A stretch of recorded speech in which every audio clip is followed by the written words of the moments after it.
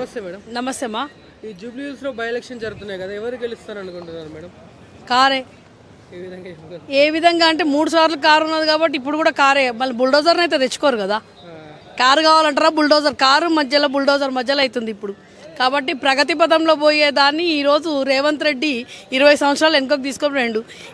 అంటే 420 హామీలు తుంగల దొక్కి బాపు కేసీఆర్ ఇస్తానని కూడా తుంగల దొక్కేసి ఈరోజు 6 గ్యారంటీలు అని చెప్పేసి 6 గ్యారంటీలను కూడా బొందబెట్టి 2 ఏళ్ల నుంచి జూబ్లీ హిల్స్లో ఏం చేసి ఏం మొహం పెట్టుకొని వస్తాడని అడుగుతున్నారు ఈరోజు ప్రజలు. కాబట్టి కారే తీసుకొని వస్తారు, బుల్డోజర్ని మాత్రం తీసుకొని రారు. మేడం, ఇక్కడ గతంలో చూసుకున్నట్లయితే నవీన్ యాదవ్ ఆల్రెడీ ఒకసారి ఓడిపోయాడు. ఇప్పుడు గెలిచే ఛాన్స్ ఏమన్నా ఉందా? ఎందుకంటే కాంగ్రెస్ పార్టీపై చాలా వ్యతిరేకత ఉంది కదా ప్రజలు. వ్యతిరేకత పక్కకు పెట్టి ఆ వ్యతిరేకత ఏమో కానీ రౌడీ షీటర్కి ఇచ్చిండు. ఓ రౌడీ షీటర్ ఎట్లా వస్తాడు? ఒక రౌడీ షీటర్ ఓపెన్ ఛాలెంజ్గా గులాబీ కండువలు వేసుకున్న వాళ్ళని ఖతం చేస్తాం, ఇంటికి పోనీయమో అని అంటుండు. అట్లాంటి వాళ్ళకి ఇక్కడున్న ప్రజలు ఎట్లా నమ్మేస్తారు? ఈరోజు మేము 2 రోజులు తిరిగి ఒక 9 తారీఖు మేము వెళ్ళిపోతాం. దాని తర్వాత 3 ఏళ్ళు గోసపడేది ఇక్కడున్న ప్రజలు. కాబట్టి జూబ్లీ హిల్స్లో చాలా ఇంటెలిజెన్స్ తెలివి వాళ్ళు, అంటే తెలివి ఉన్నోళ్ళు గోపన్నను 3 సార్లు గుండెలలో పెట్టుకొని గెలిపించుకున్న ప్రజలు బుల్డోజర్ని తీసుకొని రారు. రౌడీ షీటర్కి అసలే స్థానం ఇయ్యరు. మేడం, ఇక్కడ జూబ్లీ హిల్స్ లో BRS versus Congress tough fight అంటున్నారు, నిజమేనా? టఫ్ ఎందుకు అవుతుంది? అసలు కాంగ్రెస్ ఉంటే కదా, కాంగ్రెస్ ఏమైనా వీకుతనేమో మాట్లాడవచ్చు. ఇప్పుడు అంటారు కదా ఎలక్షన్లు ఉన్నాయని, ఎక్కడంటే అక్కడ తవ్వి పారేసిండ్రు. ఎలక్షన్ కోడ్ లేదు, ఏమి లేదు, ఇష్టం ఉన్నట్టు తవ్వేసిండ్రు. అంటే ప్రజలకు ఎలక్షన్లు ఉన్నాయని చెప్పేసి ప్రజలకు రోడ్లు వేస్తున్నాం అనేది చూపించారు. 2 ఏళ్ల నుంచి ఏం చేసిండ్రు? 2 ఏళ్ల నుంచి ప్రజలకు ఏం హామీలు ఇచ్చిండ్రు అని చెప్పేసి తులం బంగారం ఇచ్చిండ్రా, స్కూటీలు ఇచ్చిండ్రా, కళ్యాణ లక్ష్మిలు ఇస్తున్నారు, 2500 ఇస్తున్నారు. ఇవన్నీ ఏమన్నా చేసి ఏమైనా పథకాలు చేసి అమలు చేసి మొహం పెట్టుకొని వస్తే బాగుంటుంది. మళ్ళీ ఇప్పుడున్న మూర్ఖ ముఖ్యమంత్రి ఇంకేమంటుండంటే మీరు వెయ్యకుంటే మేము అన్ని స్కీములు బంద్ చేస్తామని చెప్తున్నారు. అదేమన్నా తెలివి ఉన్నాడా? అంటే ఒక చిన్న రౌడీ షీటర్ కాకుండా పెద్ద రౌడీ షీటర్ వచ్చి దమ్కాస్తున్నాడు ప్రజలను. కాబట్టి వాళ్ళు ఓటుతోనే వాళ్ళది అంటారు కదా చెంపదెబ్బ కొట్టేటట్టు రేవంత్ రెడ్డిని యావత్ తెలంగాణ కాదు ఈరోజు ప్రపంచం, మన భారతదేశం మొత్తం చూస్తున్నారు జూబ్లీ హిల్స్ను. కాబట్టి 4 కోట్ల ప్రజలకు చెంపదెబ్బగా మాకు ఇచ్చేది బాబు కేసీఆర్, కారు గుర్తే వస్తుంది. మేడం, బీసీ ఓట్లు ముస్లిం ఓట్లు వన్ సైడ్గా కాంగ్రెస్ పార్టీకి టాక్ నడుస్తుంది, మీరేమంటారు?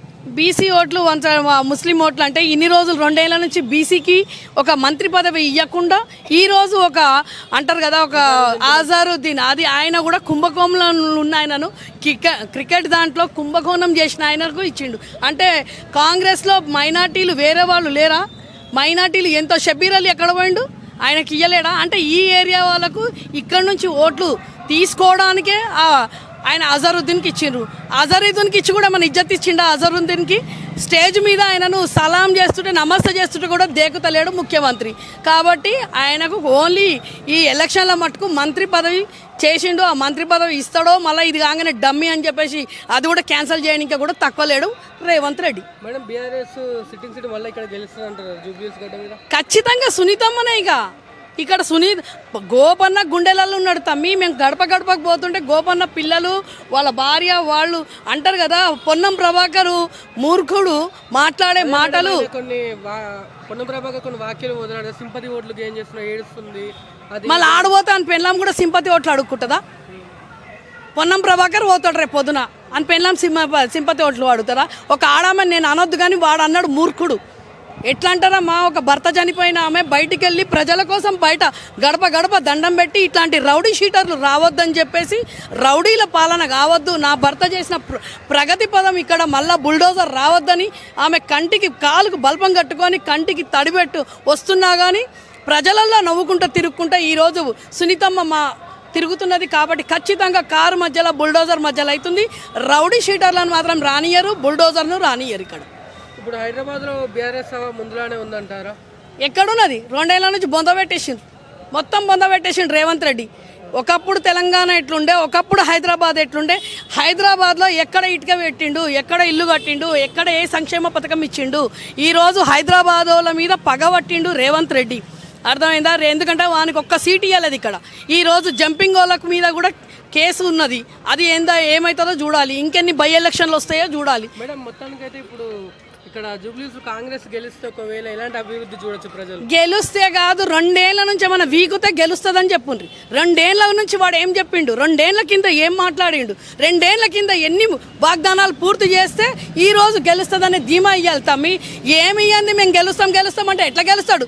రిగ్గింగ్ చేస్తాడా? గన్ను పెట్టి ఓట్లు వేపిస్తాడా? గన్నులు గిన పెట్టి బుల్డోజర్ అంటే బుల్డోజర్ అయితే తెచ్చే ముందు గన్నులు పెట్టి ఓట్లు వేపిస్తాడా ప్రజలతోని? ప్రజాస్వామ్యం ఉన్నదా లేదా అసలు? రేవంత్ రెడ్డి కుళ్ళ ధమ్కీలు ఇచ్చి రౌడీ అంటారు కదా, పెద్ద రౌడీ ఇచ్చి పోతున్నాడు. ఇక్కడ ఖచ్చితంగా కారు కింద బుల్డోజర్ వస్తుంది. మొత్తానికి అయితే జూబ్లీస్ గడ్డ మీద ఎవరు జెండా ఎగరబోతుంది, ఎంత మెజారిటీ? ముందు డిపాజిట్ రానియం నవీన్ యాదవ్, నీకు డిపాజిట్ రాదు ఇక్కడ. నువ్వు అనుకుంటున్నావేమో ఈ రౌడీ జామ్ చేసి ఇక్కడ గెలుస్తామనేది కాదు. ఇది అంటారు కదా బీహార్ అక్కడిక్కడ బుల్డోజర్ తెచ్చినట్టు తెలంగాణలో తీసుకొచ్చిండు. కానీ ఇక్కడ జూబ్లీ హిల్స్ ప్రజలు చాలా తెలివిగల్లోళ్ళు, బుల్డోజర్ని తెచ్చుకోరు, కారే వస్తుంది, పక్కా కారే. Okay madam, thank you.